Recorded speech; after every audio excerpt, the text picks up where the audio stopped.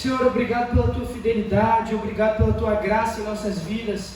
Obrigado porque em Tua casa há lugar para nós. E que quem o Senhor liberta se encontra livre das amarras do inimigo.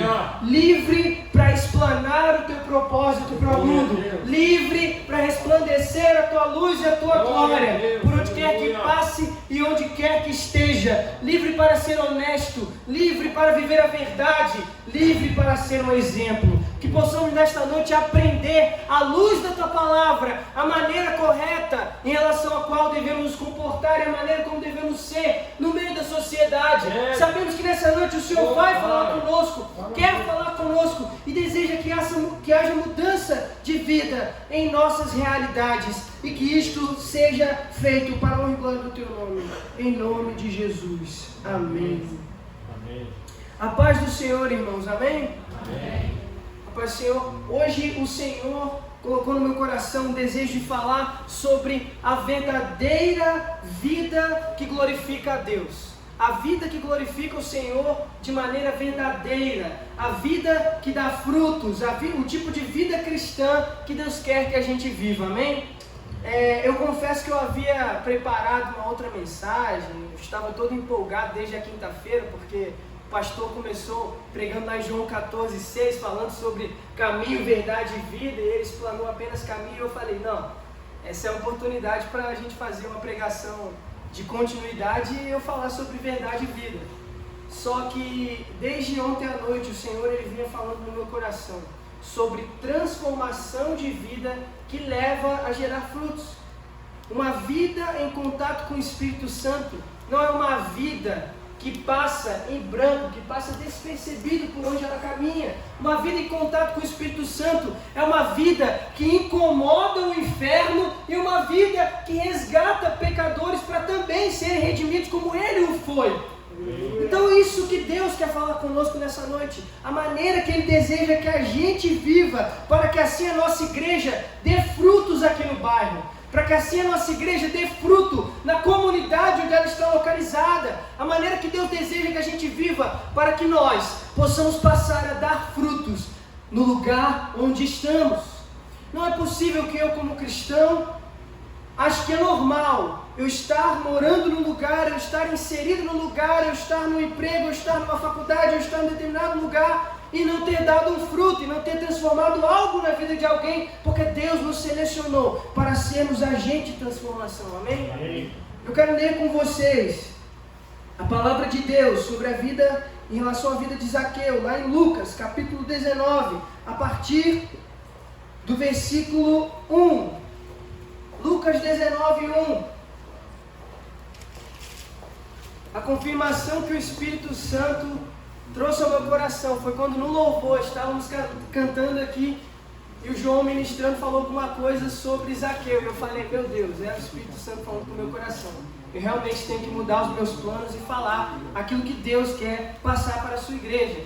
Né? Porque como pessoas responsáveis em pregar a palavra de Deus, não podemos nos contentar em querer falar uma verdade que é nossa ou algo que nós queremos passar para a igreja.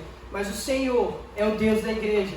Nós somos apenas mordomos, como pregadores, e temos a obrigação de falar aquilo que Deus quer transmitir para o seu povo. Amém? Os irmãos acharam? Lucas 19, 1. A palavra de Deus diz assim: E entrando em Jericó, atravessava Jesus a cidade. Eis que um homem chamado Zaqueu, maioral dos publicanos e rico, procurava ver quem era Jesus, mas não podia, por causa da multidão, por ser ele de pequena estatura. Então, correndo adiante, subiu a um sicômoro, a fim de vê-lo, uma figueira, porque ali havia de passar. Quando Jesus chegou àquele lugar, olhando para cima, disse-lhe: Zaqueu, desce depressa, pois me convém ficar hoje em tua casa. Ele desceu a toda pressa e o recebeu com alegria. Todos os que viram isto murmuravam, dizendo: ele se hospedara com um homem, ele vai se hospedar com um homem pecador, né? Era a indagação do povo. O povo murmurava e dizia: será que Jesus vai mesmo se hospedar com aquele cara, com aquela pessoa, com aquele homem. É o que infelizmente hoje em dia muitas pessoas do mundo, muitas pessoas que conhecem certos estilos de vida que alguns cristãos levam, quando olham para essas pessoas pensam: será que o Senhor repousa mesmo na vida daquela pessoa? Será que Deus habita mesmo no coração daquela pessoa? Será que Deus está mesmo reinando na casa daquela pessoa? E esse primeiro ponto que a palavra ela apresenta para nós aqui é nos indagar quais são os frutos que a gente está dando para que as pessoas possam olhar para nós e glorificar a Deus. É uma pergunta muito importante e uma pergunta que nós devemos nos fazer. Porque quando a palavra diz lá em João 15 que aquele que está ligado na videira, ele dá fruto. O fruto que ele dá é para glorificar a Deus. O resultado desse fruto é a glória de Deus, ou seja, o estilo de vida que eu levo é um estilo de vida que tem de glorificar a Deus. Durante a minha adolescência, eu passei por uma transição do fim da minha adolescência para o início da minha juventude. Uma experiência de conversão, onde Deus me tirou desse patamar, dessa aparência, onde as pessoas olhavam para mim e se indagavam se realmente eu era cristão, para alguém que sendo cristão, entendia que parte do cristianismo é dar frutos, que parte do cristianismo é fazer com que esses frutos que você dá glorifiquem ao nome de Deus, glorifiquem a vida de Deus. A gente não pode se acomodar em entender que a salvação chegou ao nosso coração, a salvação chegou ao nosso lar e nós não nos transformamos em agente de transformação na nossa comunidade, na nossa vizinhança, na nossa escola, na nossa faculdade, no nosso emprego. Então, quando eu era adolescente, eu passei por um período de rebeldia na minha vida. E nesse período, eu acabei me tornando uma pessoa desonesta, uma pessoa que vivia longe dos padrões do cristianismo, que vivia longe daquilo que Deus tinha para a minha vida. Às vezes eu saía da escola e ia com os meus amigos beber. Isso não era o que Deus tinha para a minha vida. Eu estava dando um mau exemplo para a vida daqueles jovens. Eu estava dando um mau exemplo para a vida das pessoas que me conheciam e sabiam que meu pai era pastor e sabiam que eu era uma pessoa que frequentava a igreja. Eu cheguei a um dia viver um momento onde um dos rapazes que estava conosco estava bêbado, me vendo também um pouco bêbado, e ele disse para mim: você acha que você vai mudar de vida? Você acha que um dia você vai ser alguém? Você acha que um dia você vai ter um testemunho para contar e dizer que Deus mudou a sua vida e você se tornou pastor? Isso não vai acontecer com você, cara. Desenrola dessa, desencana.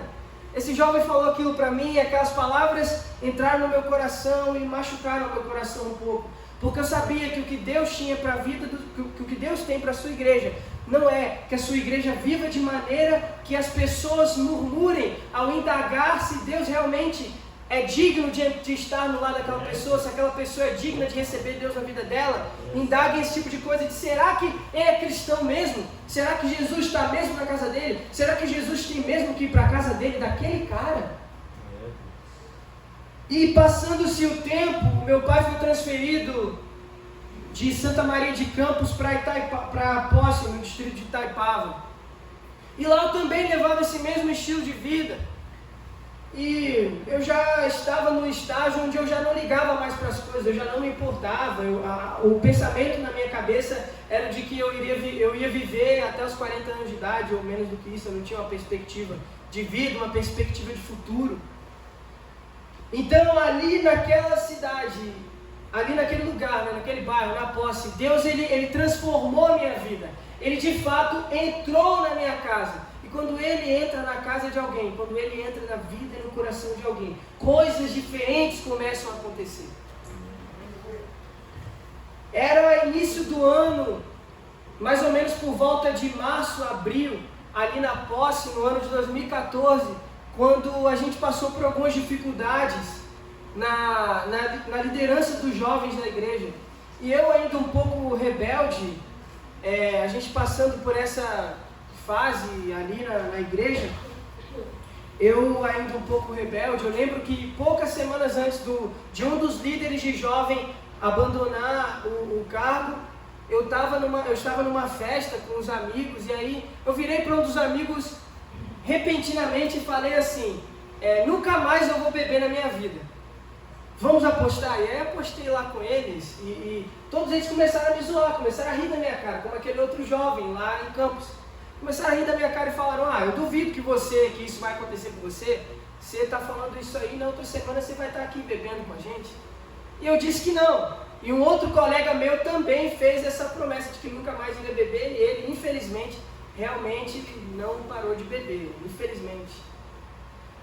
Porém, daquele dia em diante, de fato, eu nunca mais na minha vida coloquei uma gota de álcool na minha boca, e coisas começaram a acontecer na minha vida. Eu comecei a olhar para o mundo de uma maneira diferente, eu comecei a me incomodar com a maneira que eu vivia, eu comecei a me incomodar com o fato de que eu estava na igreja, eu estava tão próximo de Deus, eu tinha um contato tão grande com Deus e com as coisas de Deus, e a minha vida, será que a minha vida realmente não poderia ser transformada? Será que eu realmente não poderia ser uma pessoa que, além de ir à igreja e tocar na igreja e fazer alguma coisa ou outra na igreja, será que eu realmente não poderia dar frutos? Será que eu realmente não poderia, glorificar o nome do Senhor com a minha vida? Então esse casal, que era um casal de líderes dos jovens lá da igreja da Posse, eles abandonaram o cargo da liderança e foram para outra igreja. E nisso um outro rapaz também, que não tinha muito exemplo, assumiu a liderança dos jovens. E começou a fazer trabalhos com jovens aqui e acolá. Eu comecei a ficar do lado dele para dar uma orientação, por ser alguém que tinha mais tempo de igreja que ele. E o Senhor ali transformando a minha vida aos poucos, né?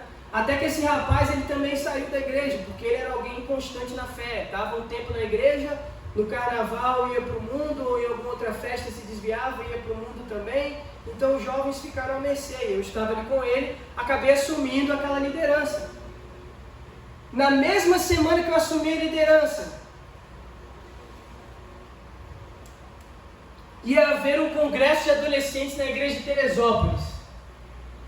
E a líder, a conselheira de adolescentes de lá, disse no grupo distrital, eu ainda estava naquela transição da adolescência para a juventude, então ia em tudo que é programação dos adolescentes, tocava no grupo distrital de adolescentes.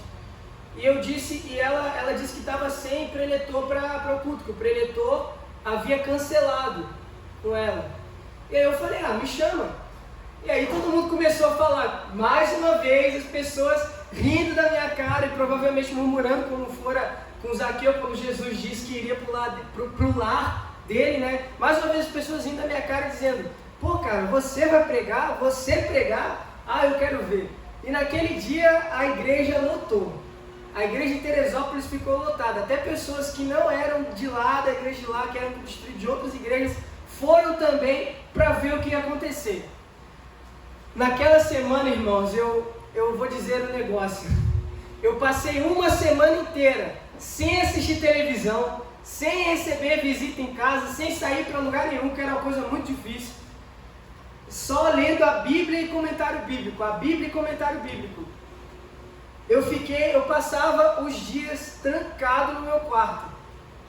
Trancado no meu quarto, só lendo, orando, jejuando, orando, pedindo para Deus me usar de alguma forma, sabendo que eu não era uma pessoa que eu não me sentia muito digno de ser usado por Deus para causar alguma transformação na vida dos outros, porque o meu testemunho era algo muito recente. Eu pensava dessa forma, mas quando chegou no dia, após a pregação, eu havia visto que Deus me usou de tal maneira que eu não conseguia mais parar, para honra e glória do nome do Senhor. E lembro-me que após a pregação, todo mundo que duvidou de mim chegou para mim e falou, cara, é sensacional, não sabia que você pregava assim, não sabia que você era desse jeito, sabia que você era usado por Deus dessa maneira, e eu não sabia o que estava acontecendo na minha vida, eu só entendia que era uma transformação do Espírito Santo acontecendo no meu ser.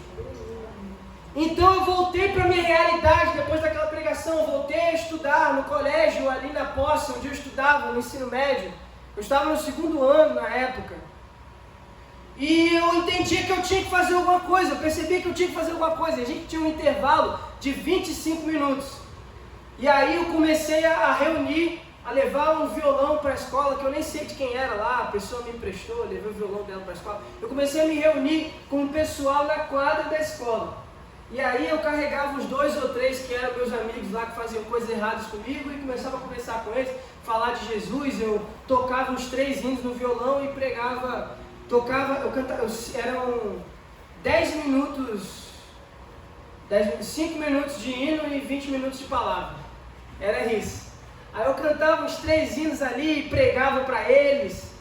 E quando eu fui colocar a mão na minha consciência, quando eu fui ver, eu já tinha conseguido, pela graça de Deus, o auditório da escola. A diretora me concedeu o auditório, falou que se eu quisesse fazer as reuniões no auditório eu poderia, um teclado e um microfone, porque na quadra já está ficando lotado. Eu fui conversar com ela, eu falei, eu preciso de um outro lugar para a gente fazer os nossos cultos.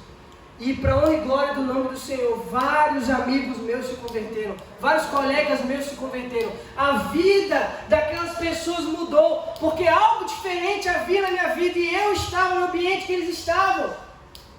Eu não sei contabilizar, mas quando a gente começou tinham 3, 4 jovens. Quando eu fui ver, a gente já fazia reuniões no intervalo que tinham 35, 40 pessoas. E diversos jovens se converteram e foram para a igreja Projeto Semear, que era perto ali do colégio. A igreja da Posse era um pouco longe, então a galera tinha dificuldade de ir para lá, infelizmente.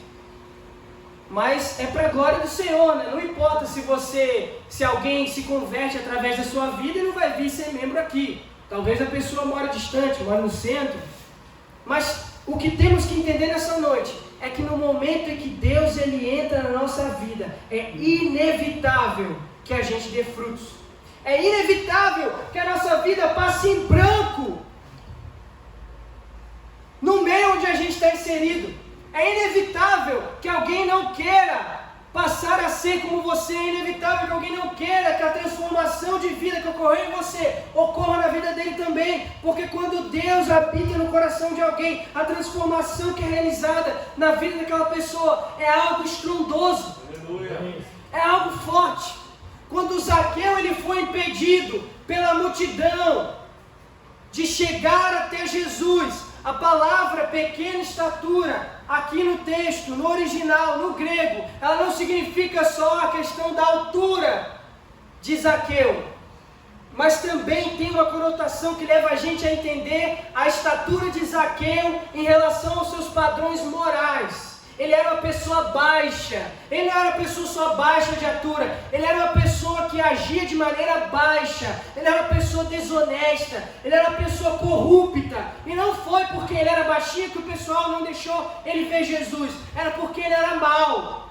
Então as pessoas entraram na frente dele e impediram que ele visse Jesus, porque ninguém queria deixar ele ver Jesus, ninguém queria dar espaço para ele, ninguém queria dar vez para ele, ninguém queria ouvir ele, assim como muitas vezes a maneira que a gente vive impede com que as pessoas que são do mundo e conhecem a gente como cristãos queiram nos ouvir, porque a gente não dá um testemunho referente à transformação de vida que Jesus causa na vida de um cristão verdadeiro. São coisas que a gente tem que se atentar. Como todos daquela multidão que haviam parado para ver Jesus passar, Zaqueu também era judeu. Só que no meio dos judeus ele era alguém odiado. Se no meio dos judeus ele era odiado, quiçá no meio das pessoas que nem tinham religião, ele era uma pessoa detestada. Então Zaqueu ele sobe naquela figueira, mesmo sabendo que haviam espinhos, porque ele queria conhecer Jesus, ele queria saber quem Jesus era. Ele sobe naquela figueira, todo curioso, né?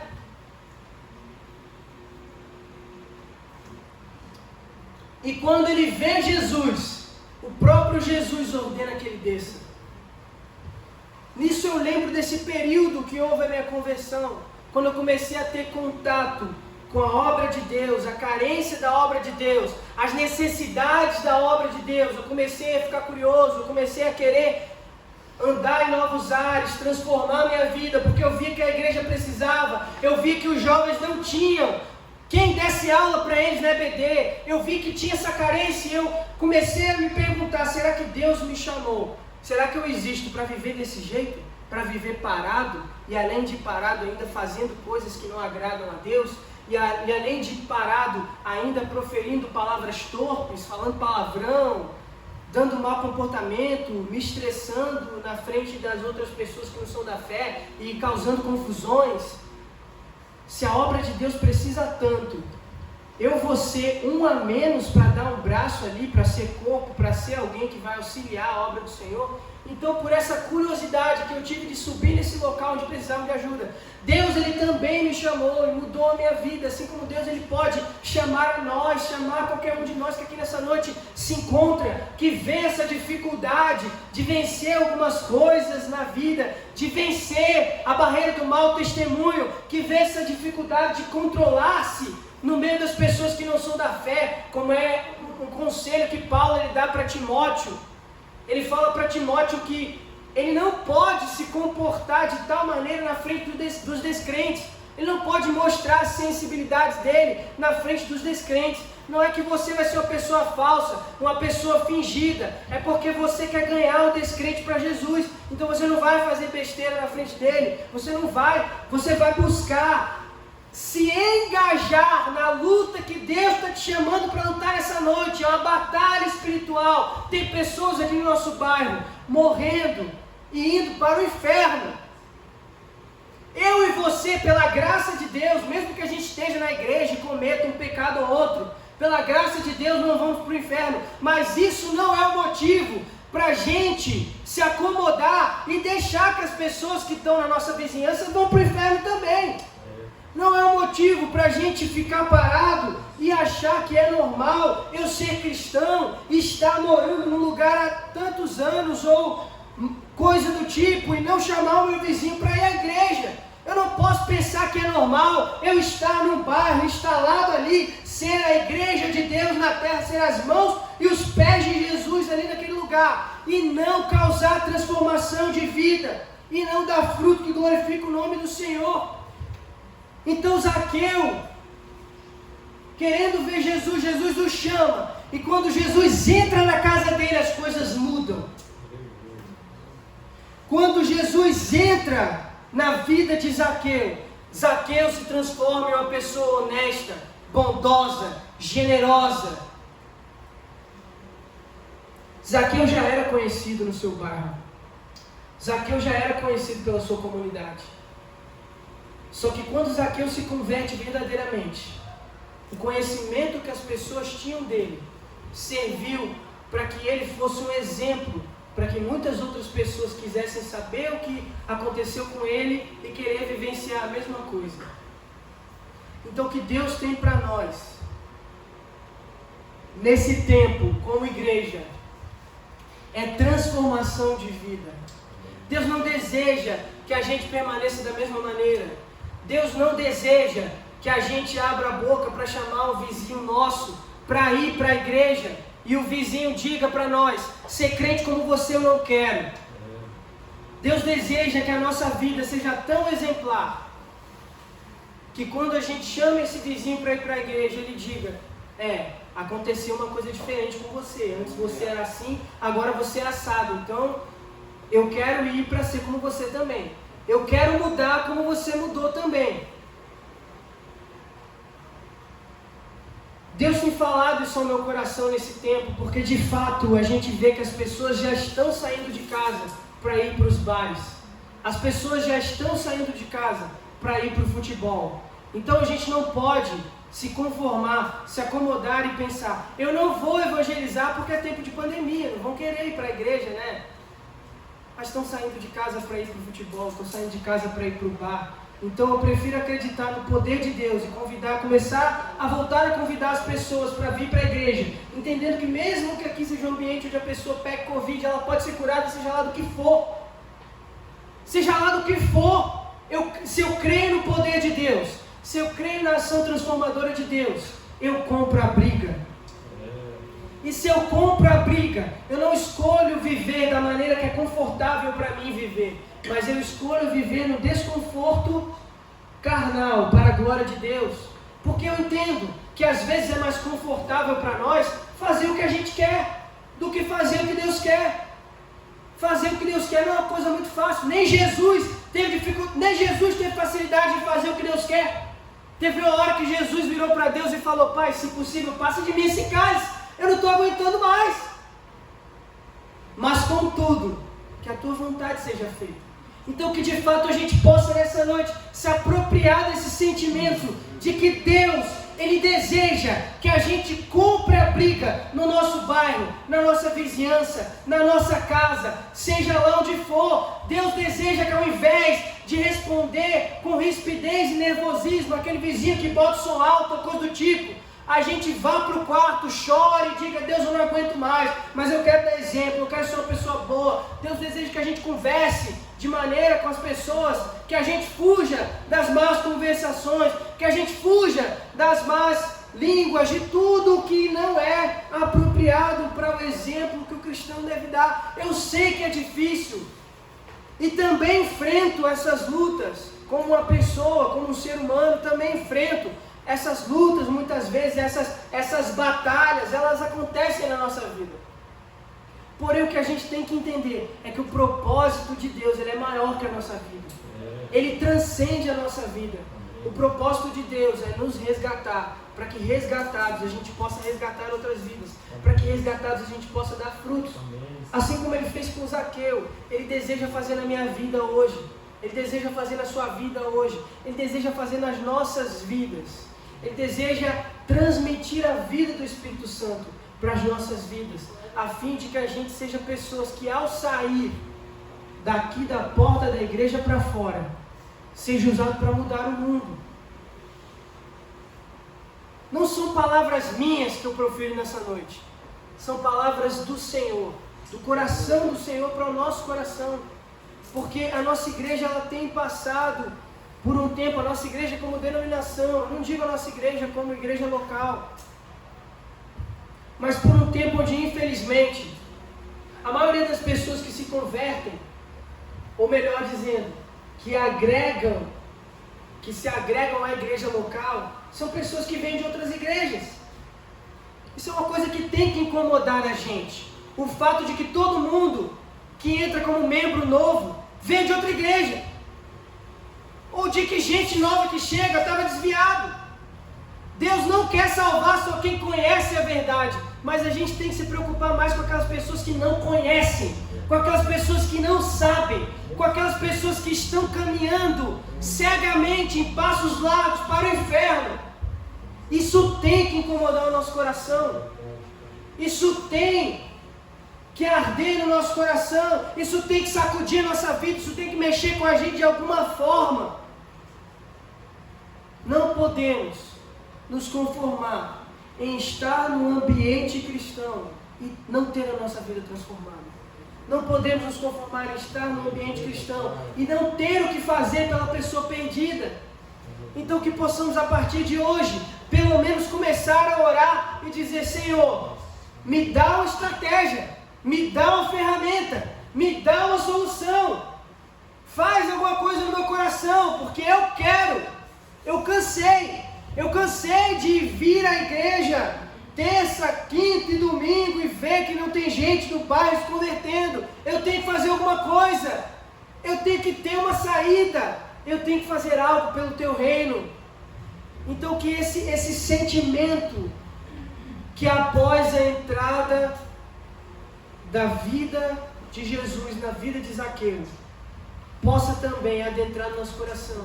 Porque quando Zaqueu recebeu Jesus, ele se incomodou de tal maneira que ele disse: eu tenho que devolver 7 vezes mais do que aquilo que eu roubei. Eu tenho que chegar para aquelas pessoas e dizer que eu mudei. Eu tenho que mostrar para elas que assim como eu mudei de vida e teve solução para mim, tem solução para elas também.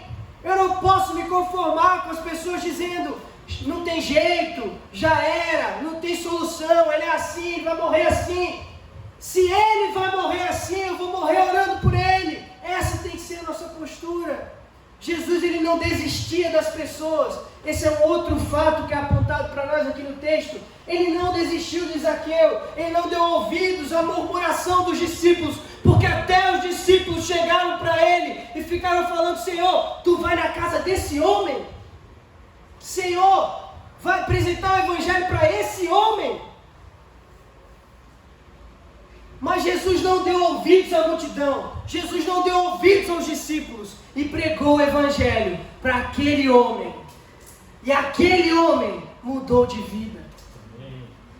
Então que a gente esteja disposto, que nós estejamos dispostos também a, como Jesus, não desistir das pessoas. Esse é o desejo do Pai para o nosso coração. Não desistir da nossa vida com Deus. Em primeiro lugar, não se conformar com a vida que a gente leva, não se conformar com o estágio onde as coisas se encontram, não se conformar com o estilo de vida que as pessoas estão levando lá fora também, e mostrar a nossa mudança para eles, mostrar os nossos frutos para eles, para que os nossos frutos, eles passem a glorificar o nome do Senhor, amém? Se você deseja viver isso nessa noite, se você deseja nessa noite ser alguém que, como Jesus, não desistia das pessoas, ser alguém que, como Zaqueu, não se conformava com a vida que vivia, ser alguém que, como Zaqueu, após ter mudado de vida, recebido Jesus, passou a dar frutos. Eu quero te convidar a ficar de pé, a colocar a mão no seu coração e a orar pedindo para Deus que Ele lhe dê uma saída, que Ele lhe dê uma estratégia, para que você possa ser alguém diferente de alguma forma, mas que não possamos nos aquietar nessa noite, que não possamos nos conformar, que Deus possa mudar a nossa vida nessa noite. Senhor, aqui na Tua presença nós nos encontramos, nós pedimos a Ti, Deus, muda a nossa vida de alguma forma, faz algo em nossa vida de alguma forma, usa-nos como faróis na escuridão, para que possamos adentrar o bairro do Boa Vista, mudando a vida das pessoas, para que possamos adentrar o bairro do Quissamã, para que possamos adentrar o centro, para que possamos adentrar os nossos empregos, mudando a vida das pessoas que lá estão, assim como o Senhor tem mudado a nossa vida. Acreditamos que a Tua boa obra começou em nós e não vai parar, vai continuar. O Senhor vai nos mudar e nós vamos ser usados para mudar vidas, nós vamos ser usados para pegar o Teu Evangelho com as nossas vidas, com o nosso testemunho. Almas vão se converter, pessoas vão entrar aqui, vão entrar por aquela porta, dizendo: antes eu não conhecia Jesus, mas eu conheci Jesus através da vida do irmão fulano de tal, do irmão cicrano. Eu conheci Jesus através da vida de um irmão do bairro do Boa Vista, que é da Igreja Metodista Wesleyana, que teve a vida transformada pelo Espírito Santo. É isso que nós queremos, Deus. Queremos mudar vidas, não queremos nos aquietar, não queremos nos acomodar, mas queremos ser agentes de transformação, mãos e pés de Jesus aqui na terra. Oramos a Ti e agradecemos, Pai, em nome de Jesus. Amém. Que Deus não nos deixe desanimar e que você em seu coração não se permita desanimar. Mesmo que você seja alguém que outrora as pessoas olhavam e pensavam que você era um mau exemplo aqui no bairro. Semana que vem, mês que vem, eles vão ficar de queixo caído com a transformação que Deus operou na sua vida. Amém? Amém. Glória a Deus. Louvado seja o nome do Senhor.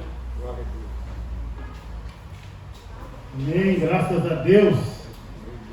Aleluia. Deus é fiel.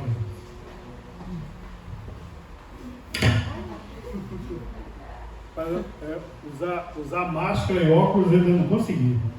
Eu estou tentando já há 6 meses e não me atrapalha muito. Glória a Deus, eu com óculos só também eu me atrapalho, não é só assim.